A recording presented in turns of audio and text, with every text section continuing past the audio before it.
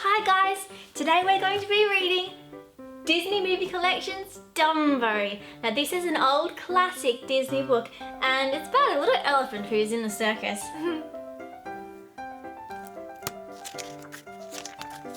Early one morning, before the stars had left the sky, a flock of storks flew high over the sleeping countryside, carrying some very special bundles. Inside the bundles were new little baby animals waiting to be delivered to their mothers. Far below, the lead stork saw the tents and trailers of a circus. "Release your bundles," he shouted.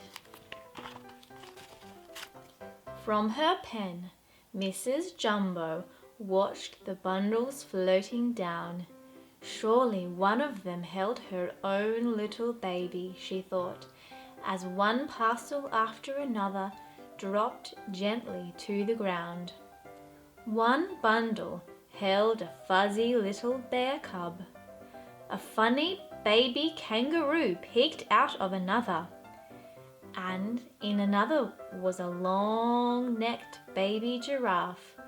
But no special bundle came for Mrs. Jumbo. As the animals boarded the train the next morning, Mrs. Jumbo did not want to leave. As she climbed into the elephant car, she searched the sky again. Where, oh where, was the bundle with her little baby? "All aboard!" shouted the ringmaster. "All aboard!" Casey Jr. whistled. With a powerful tug, he headed down the track. Once again, the circus was on its way. Mr. Stork flew down to the little train and landed on the roof of a train carriage.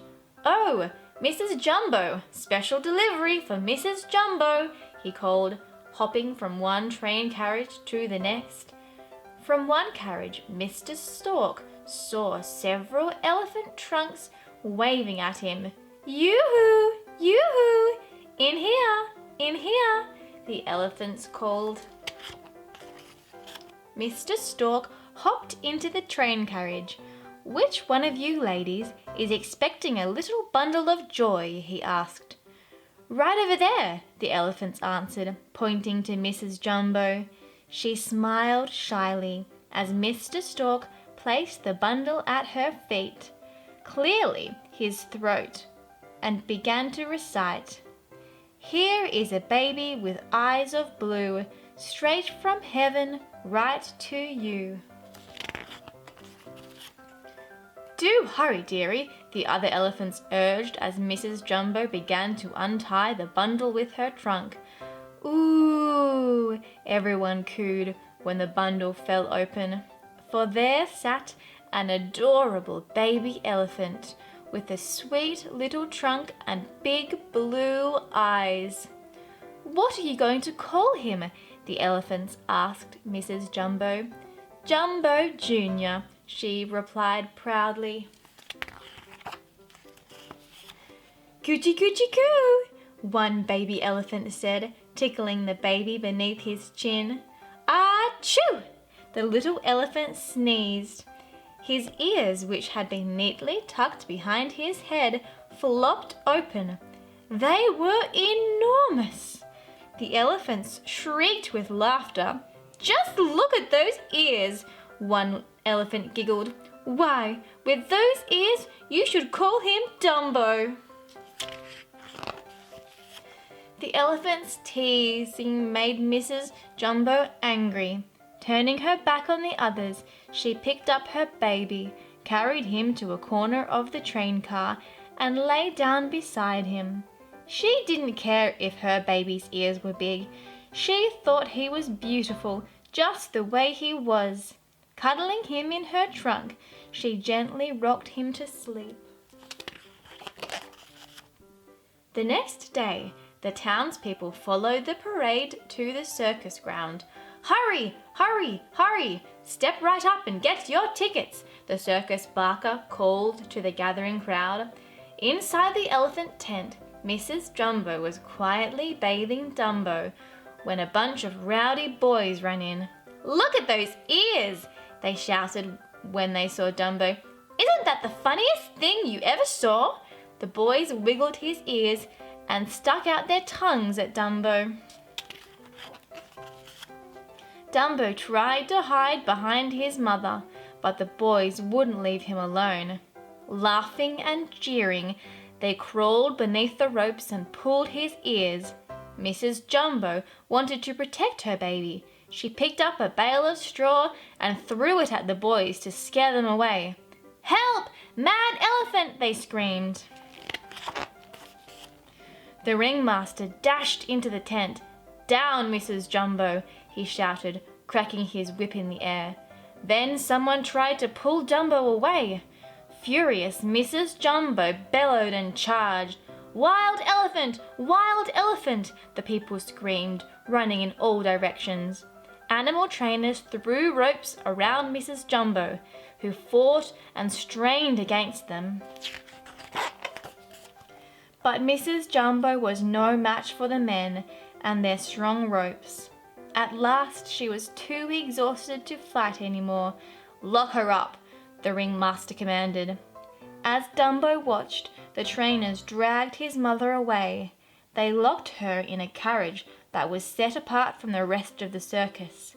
There, with her legs in chains, Mrs. Jumbo stood alone, weeping for her baby. Dumbo, crying for his mother, thought he had no friends in the world as the other elephants turned their back on him. But Dumbo was wrong. Someone did want to be his friend. In a corner of the tent sat a little mouse named Timothy. When he saw how the other elephants treated poor Dumbo, it made him mad. "Look at that poor little fella," the little mouse said. "Everyone's making fun of his ears. What's the matter with them? I think they're cute." But Dumbo was scared of Timothy at first. Timothy found him hiding beneath a pile of hay. "Oh, you aren't afraid of little old me, are you?" Timothy asked. "I'm Timothy Mouse, and I'm your friend, Dumbo.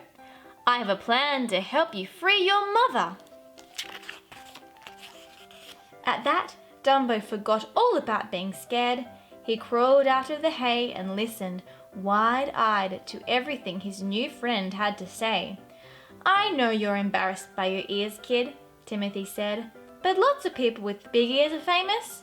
So all we gotta do is make you a big star. But first, we need a really colossal act, and I'm just the fellow to think of one. Leave it with me." The next day, Timothy put his plan to make Dumbo a star into action. The ringmaster blew his whistle, and the first elephant climbed on top of a large ball. Dumbo and Timothy watched as the pyramid rose higher and higher until it almost reached the top of the tents. "And now, ladies and gentlemen," the ringmaster shouted, "the world's smallest elephant will spring to the top of the pyramid." But before Dumbo could make his leap, his ears came untied and he stumbled over them, right into the elephant pyramid. For a moment, the stunned crowd watched in silence as the elephant pyramid teetered and swayed. Then they ran for their lives as the elephants began to fall. Trumpeting and bellowing, the elephants tumbled down, crashing into beams and platforms and audience seats. They smacked into walls and pulled down wires and ropes. Finally, they crashed into the center tent pole. The enormous tent began to sway and billow. Then, with a huge groan, it collapsed. Dumbo was left sitting alone and forlorn in the middle of the ruins. The very next show, the clowns painted Dumbo's face and dressed him as a baby. They put him on a tiny platform high up in a building, surrounded by crackling make-believe flames. Dumbo stood shaking with fear, while far below clowns dressed as firemen ran around squirting hoses at each other. "The baby will have to jump," the chief clown fireman announced. The fireman held up a thin safety net. Closing his eyes, Dumbo leaped from the building. Dumbo fell through the net and landed in a tub of wet plaster. The audience roared with laughter. As the clowns bowed to the cheering crowds, they paid no attention to Dumbo, who crept from the tent feeling hurt, humiliated, and miserable. After the show, the clowns celebrated in their tent. "Cheer up, Dumbo," Timothy said as he scrubbed his friend's sad little face. "I found out where they're keeping your mother. I'm going to take you to see her later tonight." A wistful smile crossed Dumbo's face. Things wouldn't seem so bad if he could just see his mother. Later that night, while most of the circus folk slept, Timothy took Dumbo to the carriage where his mother was chained. "Mrs. Dumbo, someone to see you," Timothy called. Mrs. Dumbo put her trunk through the bars of the window and stroked Dumbo's head. She wrapped her trunk around Dumbo and lovingly rocked him. At last it was time to leave. Tearfully, Dumbo and his mother waved goodbye. As Timothy and Dumbo returned to the clown's tent, they heard the clowns talking about their act. "Let's make the house taller tomorrow," shouted a clown. "Be careful," warned another clown. "We don't want to hurt the little guy." You can't hurt an elephant. They're made of rubber." The first clown waved his hand scornfully. No one noticed that in his excitement he knocked a bottle into Dumbo's tub. The clown's words hurt Dumbo's feelings, and he began to cry again. He sobbed so hard he got the hiccups. "You need a nice long drink of water," Timothy said, leading Dumbo to the tub. Obediently, Dumbo took a big gulp. Suddenly, his eyes grew heavy and his ears drooped. "Hey, what kind of water is this?" Timothy asked. As he leaned over the tub, he fell in. When he climbed back out, Timothy had a strange look on his face. They both had some very odd dreams that night. As dawn broke, a flock of crows perched on a tall tree stared at the strangest thing they'd ever seen. There, on a branch high above the ground, a little elephant lay sleeping peacefully, and in his trunk was a mouse. It was Dumbo and Timothy. "We'd better wake those two up and find out what they're doing here," the crows decided. "This is our tree. Elephants don't belong up here." Dumbo woke so fast he fell out of the tree. The crows laughed. "Oh, don't pay any attention to them," Timothy said, helping Dumbo up. "I do wonder how we got up in that tree, though." "Maybe you flew," one of the crows shouted. "Oh, sure," Timothy shrugged his shoulders. "Maybe we—" Timothy stopped and stared at Dumbo's ears. "That's it, Dumbo," he exclaimed. "Your ears! They're perfect wings! You're the world's only flying elephant!" The crows started laughing at Dumbo. "You should be ashamed, picking on a little fellow like that," Timothy scolded them. The crows felt bad. One of them handed Timothy a black feather. "Tell him this is a magic feather," he said, "and so long as he holds on to it, he can fly." Timothy gave Dumbo the feather and told him what the crows had said. Dumbo believed every word. "Now all we need is a little flying practice," Timothy said, climbing into Dumbo's hat. "Come on, Dumbo," Timothy coached. "Flap those ears. Up, down, faster, faster." Dumbo clutched his feather, closed his eyes, flapped his ears, and suddenly he was soaring. The crows flew alongside the little elephant, cheering him on. "Why, he flies just like an eagle." "Better than an aeroplane," they crowed. Hot diggity, you're flying! You're really flying! Timothy shouted. I knew you could do it. Wait till the next performance. We'll show everyone what you can do. Soon it was time for Dumbo to perform again with the clowns. He stood on the platform with Timothy perched on his trunk. The clowns had built the burning house higher, and the ground looked very, very far away. But this time, Dumbo wasn't afraid. He clutched his magic feather in his trunk and waited for his cue.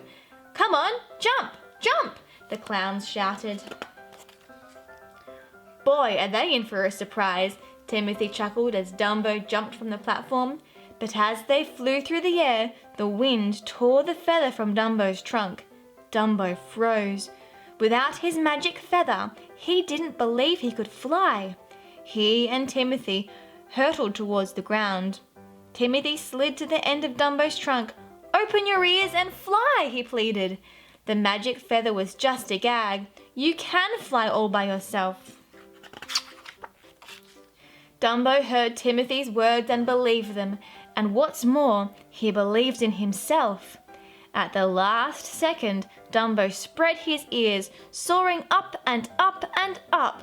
The astonished audience went wild as Dumbo zoomed after the clowns, chasing them around the ring.